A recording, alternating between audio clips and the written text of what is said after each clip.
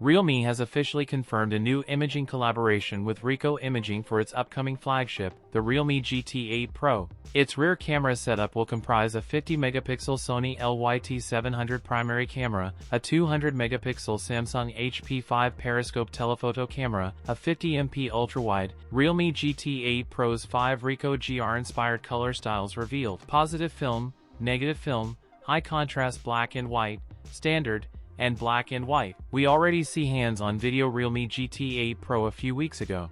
A closer look at the Realme GT8 Pro's customizable camera module. You can make it circular, rectangular, or square-shaped. Realme GT8 Pro may launch on November 11th as India's first Snapdragon 8 Elite Gen 5 phone. It is likely to ship with the Realme UI 7-based Android 16. It features a BOE-supplied 6.78-inch flat AMOLED display with slim bezels on all sides, 2K resolution, and an ultrasonic in-screen fingerprint sensor. Keeping it powered is reportedly a massive 8,000 mAh battery.